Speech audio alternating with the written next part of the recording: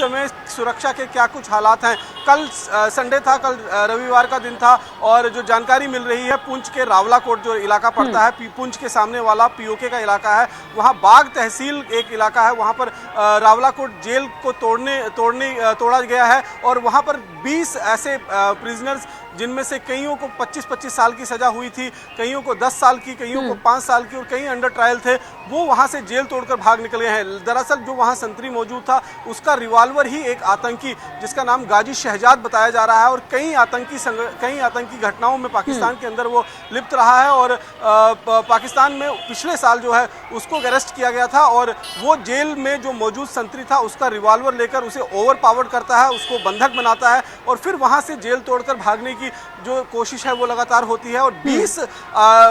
जो कैदी थे इस पूरी कोशिश में भाग कर निकल जाते हैं। पुलिस की तरफ से जब फायरिंग होती है तो उसमें एक कैदी के मारे जाने की जो है वो जानकारी मिल रही है, लेकिन सबसे बड़ा नाम जो है वो गाजी शहजाद का आ रहा है जो एक आतंकी संगठन का मोटिवेटर स्पीकर था और उसको जो पीओके की पुलिस थी उसने गिरफ्तार किया था, अंडर ट्रायल चल रहा था, लेकिन वो भी अभी फरार हो गया है और उसके बाद उस पूरे इलाके की सील नाकेबंदी कर दी गई है। जो पुंछ रावलाकोट का जो इलाका है उसे पूरी तरीके से सील कर दिया गया है और जो इनमेट्स भागे हैं, जो कैदी वहां से भागे हैं, उनको पकड़ने की कोशिशें जो हैं वो लगातार चल रही हैं। हाई अलर्ट और क्योंकि मामला संगीन है, क्योंकि सभी कैदियों पर आतंक फैलाने का आरोप लगा है और यहाँ से ये भी साफ हो रहा है रमन की बिना किसी हाई लेवल अधिकारी के संरक्षण के तो ऐसा हो पाना मुमकिन है नहीं। जी हाँ, बिल्कुल। देखिए, जब भी इस तरह की कोई घटना होती है तो निश्चित रूप में कहीं ना कहीं कोई ऐसा व्यक्ति जरूर जो उस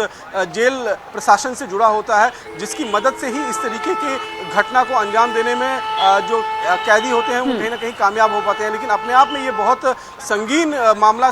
नज़र आता है क्योंकि आतंकी संगठन से जुड़े हुए लोग, ऐसे लोग जिनके ऊपर 25 साल, क्योंकि 3 जो जानकारी मिल रही है 3 कैदी ऐसे थे जिनको 25 साल की सज़ा थी, 3 कैदी ऐसे थे जिनको 10 साल की सज़ा थी और एक कैदी ऐसा था जिसमें 5 साल की जिसको सज़ा मिली हुई थी। तो कुल मिलाकर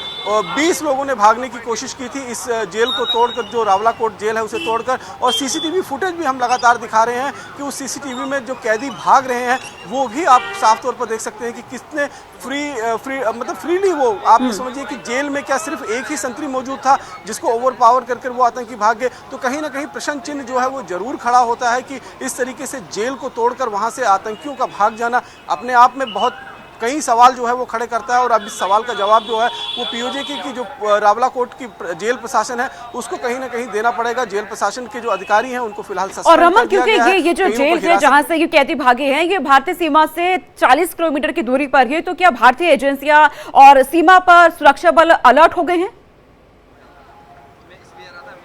यहाँ देखिए, पुंछ रावलाकोट जो लाइन ऑफ कंट्रोल है उसको सील कर दिया गया है भारत की तरफ से भी, और पाकिस्तान ने भी अपनी तरफ से जो है उस सीमा को है पूरी तरीके से सील कर दिया है क्योंकि महज 40 किलोमीटर की दूरी पर जो है